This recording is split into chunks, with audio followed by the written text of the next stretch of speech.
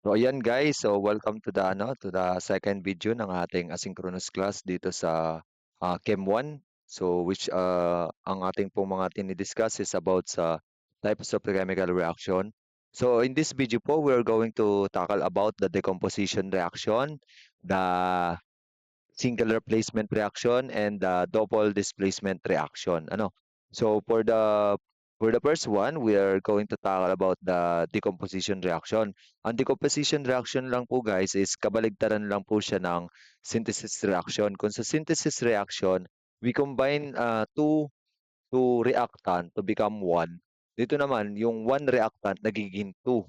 So bale, maghihiwalay po sila. So it is symbolized by this format. AB equals AB yields A plus B. So yun po yung kanyang So for the first pattern ng ating decomposition reaction, yung binary compound naman po ang mauuna. Tapos nagiging naman po siya, nahihiwalay po siya into metal and non-metal. Okay? So for the example po, so let's have binary compound po. Guys, we have calcium oxide ang given natin. So this is an ionic compound. Then magiging po siya, hihiwalayin niyo po si calcium which is a solid plus dito naman po ang tatandaan niyo naman is ang mga diatomic kasi minsan baka doon kayo magkamali dahil pag pinaghiwalay mo siya baka you simply write O. So tandaan niyo po na ang oxygen ay isang diatomic kaya lalagyan niyo po siya ng 2. So this is gas. Okay, so gano'n lang po ha pag decomposition. So this is the first case. Paghihinawalay niyo lang yung binary compound. So in order to balance, let's check for the mga element. So meron po tayong dalawang oxygen, meron ditong isa. Tapos dito calcium balance naman po. So para maging dalawang oxygen dito, we put 2 here. So maglalagay po tayo dito ng 2. So, what happened to the calcium here? Kung papansin nyo, ang calcium po natin ay magiging 2 din kasi 2 times 1. Maglalagay dito tayo ng calcium ng 2 dito sa calcium. So, yan. Then, put here 1. So, yun lang po yung unang case ng uh, dito, decomposition reaction. For another example, let's write another example. For example, MgCl2. MgCl2.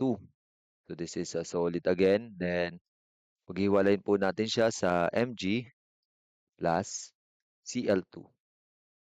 Kasi diatomic po talaga yung Cl guys. So then next balance po natin.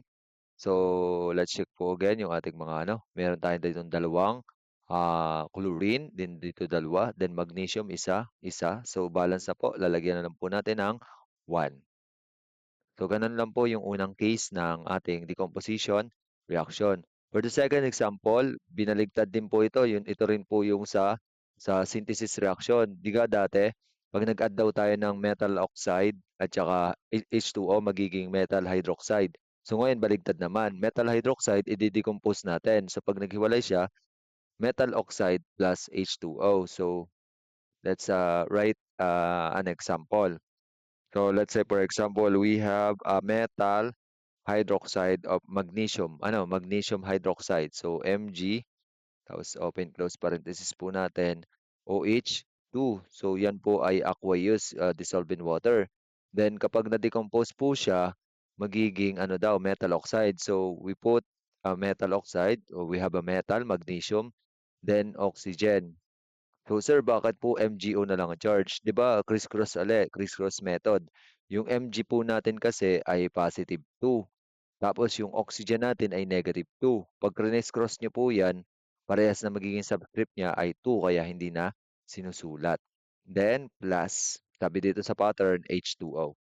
So yan po magiging product kapag nakakita kayo ng metal hydroxide. Nag-iisa lang siya sa ating reactant side. Tapos, kapag ganyan po yung nakita nyo, mag-isa dito, kadalasan po decomposition reaction ang nangyayari dyan. So, magiging metal oxide po siya plus water. So, let's check kung balance na po. We have 2 here and we have 2 hydrogen here. Then 2 oxygen here again. So, 2 oxygen dito. Then 1 magnesium. So, Ibig sabihin po, balance na po yung ating reaction. Lagyan na lang natin ng 1. 1. Yan. And then for the next po, example, oxyacids yields non-metal oxide plus water. So, for example po ng oxyacid natin, yung most common natin laging example, yung sulfuric acid. Ano? So, pabaliktad naman po, sulfuric acid. So, kapag po tayo ay nag-disintegrate niyan, so we have to put here water. So, kailangan nating maisip kung ano yung non-metal oxide na meron dito. So, since i-count po natin ang oxygen para maging tama po yung ating metal oxide.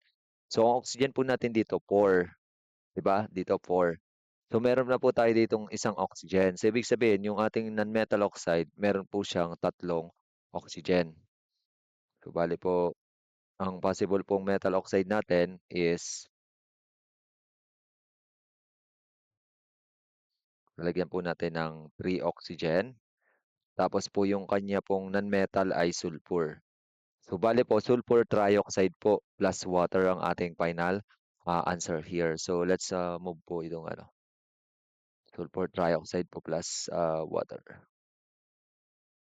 Yan. So, that's it. So, ang non-metal oxide po na available for sulfur and oxygen is SO3. Ano? Kasi wala po tayong SO. Kasi sabi nga, pag criss-cross po natin yan, di ba, this is sulfur. Anong group ang sulfur? That is group number 6. So that is negative 2, di ba? So it occurs positive. So we have 2 negative. So pag criss-cross natin yan, so SO naman. Ano, tama naman, SO. Kaso nga lang, wala tayong ganong compound, yung SO. So ang existing po as gas or non-metal oxide is SO3. Okay. So next po, we have to another example po tayo. So kuha tayo ng another oxyacids. So yan, buray po natin. Remain lang po yung water kasi fix naman lagi nagkaka-water dun, guys. So let's say carbonic acid, H2CO3. Yan, aqueous din po. So ano po magiging niya, non-metal oxide. So that is carbon dioxide. Okay, carbon dioxide. Kasi po, 'di ba, kahit pa bilangin natin yung number of oxygen, sakto na po kasi 2 dito plus 1, 3. Yung oxygen po natin dito, 3. Okay? So, kapag criss-cross niyo po yung carbon at oxygen, CO2 rin po yung lalabas. So, the answer here is carbon dioxide plus water. Okay? So, paghihiwalay niyo lang po yung oxygen, yung isang oxygen, dapat tatlo dapat napunta dun sa water. Ano? So, ganun din po yung kanina. Kaya SO3 po yung sagot. Kasi SO4 di ka siya pag hiniwalay nyo dun sa H2SO4. Tapos napunta yung isang oxygen dun sa water. So, ganun din po yung kanina. So, bale po, that's the example for this case number 3. Oxyacids po guys, tandaan nyo, may hydrogen sa unahan tapos may oxygen sa last part. They are acid with oxygen. So, we have metal carbonates. Yields metal oxide plus CO2. So that's the pattern. Bale po guys, ang metal carbonates po natin, for example, calcium carbonate. So calcium carbonate po natin ay CaCO3. Okay? So bale po, yung ating calcium carbonate is madidisintegrate daw into metal oxide plus CO2. So fix na po yung CO2, lagay natin sa dulo. Then ano po kaya yung metal oxide natin dito? So ang possible metal oxide po natin diyan ay calcium ang metal tapos oxygen yung non-metal. So i-criss-cross po natin. Calcium po natin positive 2, ang oxygen po natin ay negative 2. Pag criss-cross po natin, magiging ating final answer po na compound ay CaO, which is a solid non-metal oxide. So that's the final answer for the predicted product. So nga lang po, balance na po kaya. So let's try to check kung balance na yung ating Kung dito meron 2 oxygen plus 1 equals 3. Dito 3 oxygen din. Tapos yung ating carbon, we have one carbon here, and calcium, one calcium, one calcium. So balance na po yung ating chemical reaction, guys. So since balance na po siya, lalagyan na lang po natin ng 1 sa unahan. 1, 1, and 1. Okay. For the last ano po, pattern ng decomposition reaction, we have metal chlorates, yields metal chlorides plus oxygen gas. So for the ano po, the example ng metal chlorates, let's use NaClO3 or sodium chlorate. Okay? So sodium chlorate po tayo, guys. So we have sodium chlorate, NaClO3. That is a solid ng chlorate. Then ano po ang ating magana? Metal chloride. So default po yung oxygen, lagyan nyo lagi dito. Kapag di gantong ang given natin na i-decompose. So yung metal chlorides po natin, ang possible lang po is sodium. Yung sodium, tapos yung ating pong ano, chlorides, siyempre Cl. So that's negative 1, positive 1. So matik na po yan, alam na naman natin, common na si NaCl. That's NaCl po, solid. So ayan po. I hope po ay ano, napapalaw po natin yung ating ano, yung pattern ng ating mga decomposition reaction. And try niyo po uli ito sa inyong bahay na i- i-find kung ano po yung mga expected na product ng following reaction, ng following ano, reactant based dun sa pinakita ko sa inyong pattern kanina. Paki-rewind po nung video para mas ano po natin, masundan guys kung paano kinukuha yung ah, sa ano, sa decomposition reaction. Okay. So, okay. So, I hope clear na po yung decomposition reaction. So, now let's go to the next type of reaction, which is a single replacement reaction. Ito naman po, para malaman nyo na single replacement po yung gagawin yung reaction is, ang given po natin usually dito ay isang ano po, element, tapos i-add sa compound. Compound yung isa element. Tapos ang nangyayari po, yung element na yun, nire-replace yung position nung element na kasama nung isang element doon sa compound. So, bali, for example, ito, A plus BX. So, sa halip na si B pa rin yung partner ni X dito sa product, naging si A na po, ni-replace ni A. Ano? Si B. Kaya, tawag sa kanya, single replacement. Okay?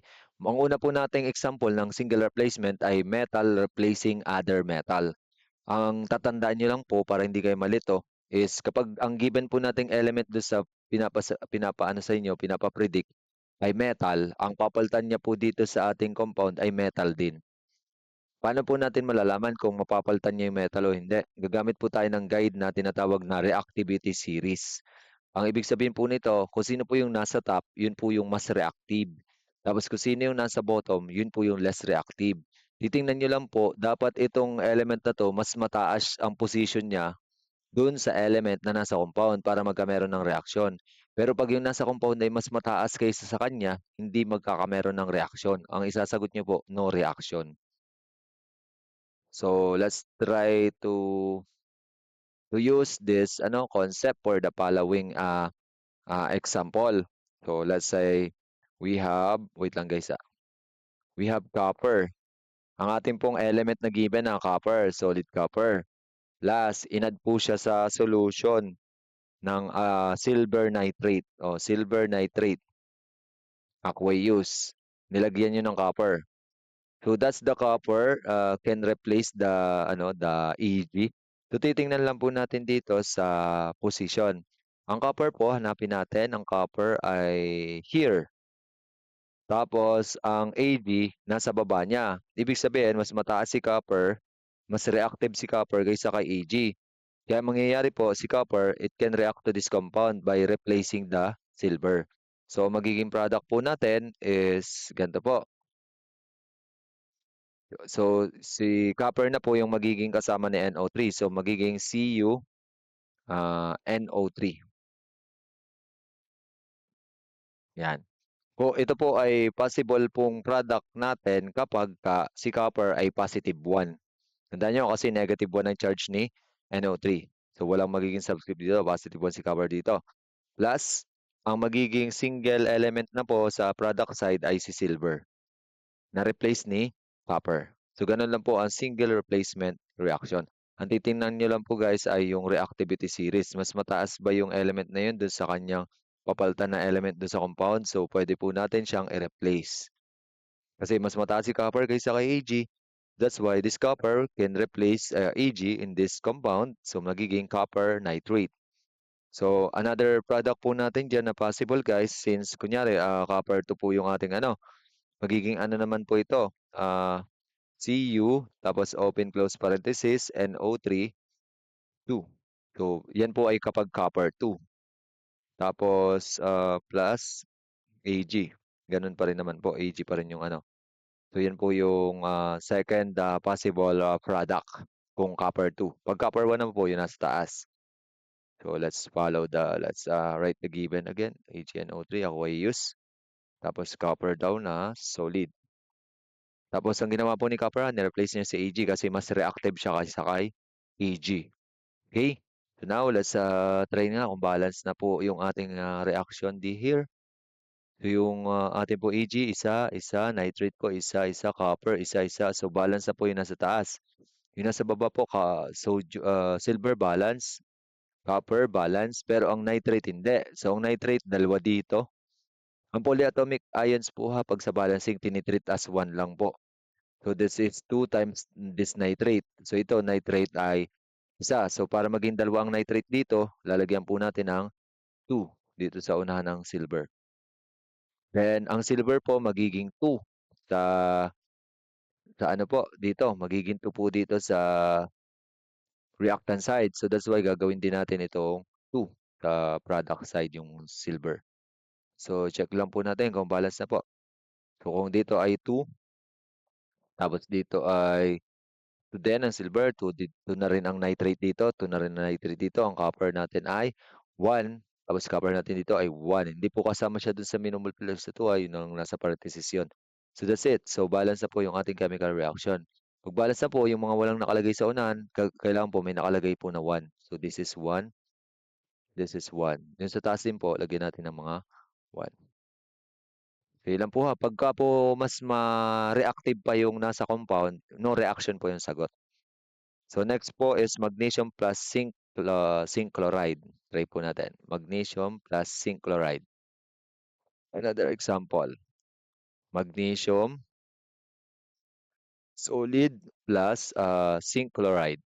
Zinc chloride, aqueous zinc chloride. So nilahukan daw po ng magnesium. So is there a reaction? May mangyayari po bang single replacement? So tingnan natin. So ang atin pong magnesium at saka zinc ang ating i-compare. Ang zinc po nandito, tapos si magnesium nasa taas. So mas reactive si magnesium. So magkakameron po tayo ng reaction kasi mare-replace niya si zinc. So magiging ano po natin, magiging product ay Mg, si Cl na po, si Mg po, si Cl ang kanyang magiging kasama kasi na-replace niya si zinc. So tapos plus zinc. Zinc naman po yung single dito sa side na to. So that's it. So that's for the second example. So ngayon po, tingnan natin kung balance na po. So ang ating pong zinc, isa, magnesium, isa, chlorine, dalawa. Okay, balance na po yung ating chemical reaction. Lagyan lang po natin ng 1 sa unahan. Yan. So next po na example, we have Na plus HCl. Try natin. Na plus HCl. Ganun po ulit. Aqueous po ito. Tapos nilagay daw natin ng sodium sa ano, sa hydrochloric acid. So, magkakameron po kaya ng single replacement reaction. So, sodium, tingnan po natin ulit sa reactivity series, nasa taas. Tapos si hydrogen ay less reactive. Nasaan si hydrogen dito?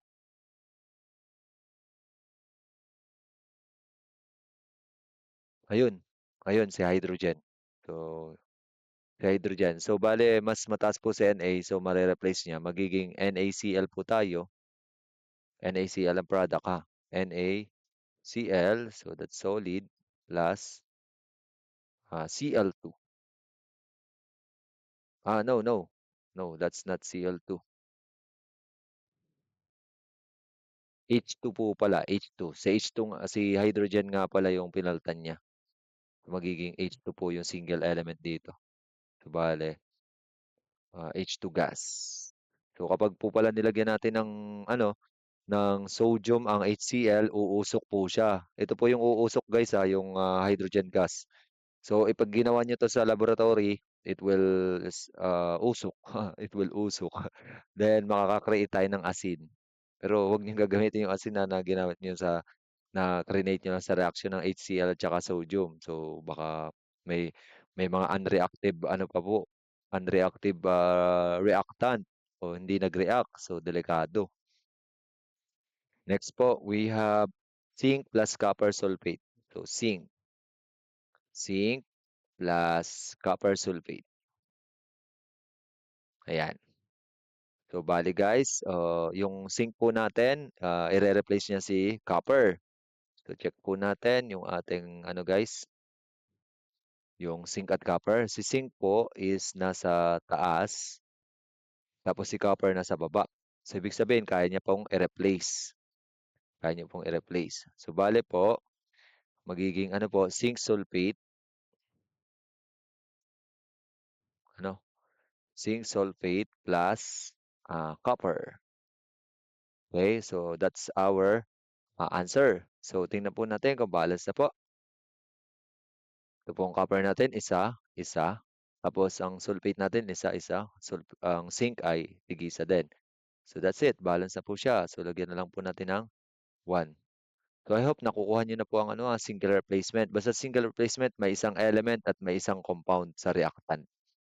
So, for the last example po, Ag plus NaCl. So, let's Ag. Silver po. Inad po sa aqueous NaCl. Aqueous. Yan. Ag solid. So, tingnan lang po natin kung ano mangyayari kapag ginawa natin sa laboratory. May reaction kaya to. So, yung Ag po, titingnan nyo po. So, ang Ag nasaan? Yun, nasa baba. Tapos, ang Na po, nasa taas. So, mas mataas si Na. So, hindi kaya ni Ag na i-replace si Na kasi mas mataas si Na kaysa sa kanya. That's why, ang magiging final answer mo po sa gantong case ay no reaction. So, ang magiging sagot po dito, no reaction. Okay, I hope sana get niyo po kung bakit na sinabing no reaction. Again, bakit nga po no reaction? Kasi po si Ag, ire-replace niya si Na. Kaso nga lang, according sa reactivity series, ang mas reactive ay si Na. Nasa taas si Na, tapos nasa baba si Ag. Kaya hindi niya kayang i-replace si Na. Okay? I hope that's clear na po para sa ating example ng metal replacing other metal. For the next po naman na type ng singular replacement reaction, ito naman po ay non-metal replacing another non-metal. So, ang atin pong guide naman ay periodic table. Usually po, ang atin pong mga given dito ay mga halogens, ang ating non-metal. Bali po, ang single element niyo po dito, non-metal naman, hindi metal. So, ang papalitan ni non-metal ay kapwa niya non-metal doon sa compound. So, ang most reactive po sa periodic table ay yung nasa taas. Titingnan lang po kayo sa periodic table. Ang fluorine po ang pinakataas. Tapos ito pong TS ang pinaka less reactive. Okay, for the example po. So, we have a Cl2. That is a gas. Plus, ang kanya pong ire-react ay si NaBr. NaBr. That is a aqueous.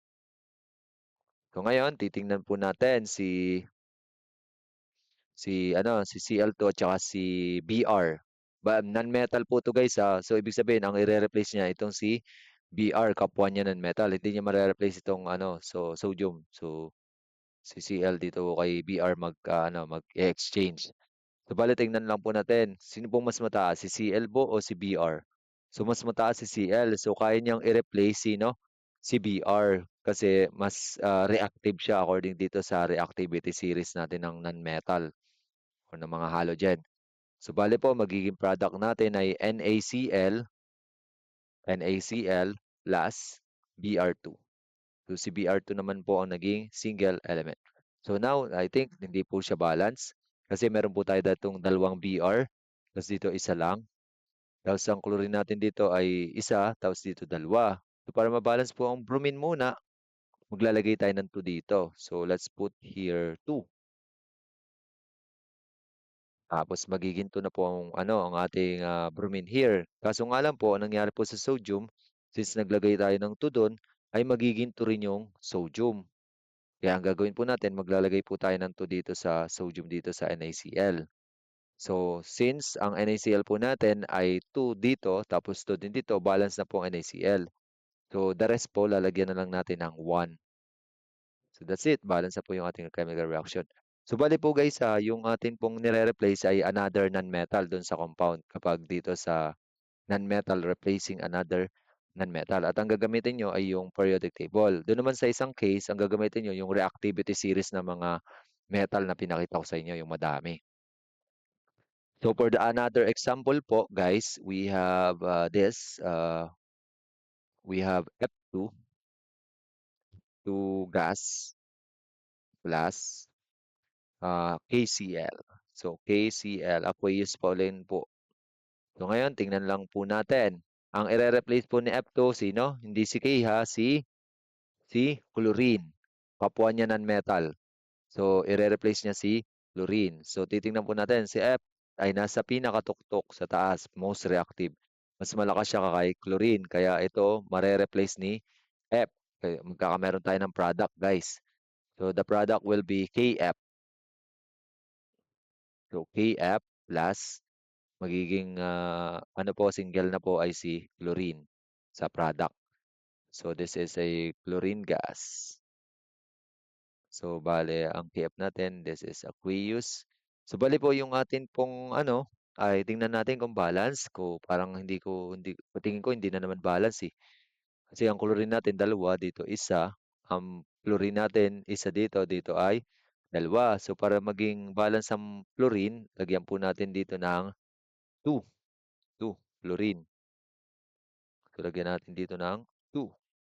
Tapos, para naman maging balance ang chlorine, ang ano pala, ang chlorine nga, so dito ay 2, dito ay magiging 2 din. Lalagyan natin ng 2 doon. Lagyan natin ng 2. Yan, balance na po. Tapos lalagyan lang po natin ng 1.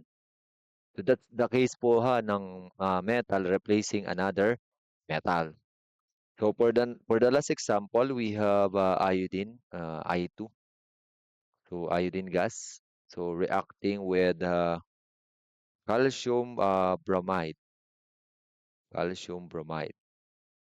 CaBr2. So let's see kung magiging ano po siya, magre-react po. Tingnan po natin sa reactivity series again. So I2, i-replace si bromine. Si iodine, i-replace si bromine. So si iodine po, ito. Tapos si bromine po, nasa taas. So mas mataas po si bromine kaysa dito kay iodine. So hindi niya kayang paltan si bromine. So that's why ang final answer po natin dito ay no reaction.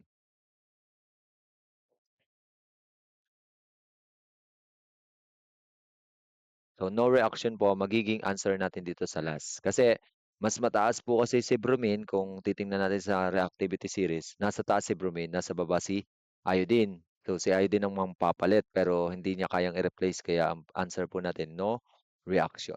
So, I hope you understand na po yung ating single replacement reaction.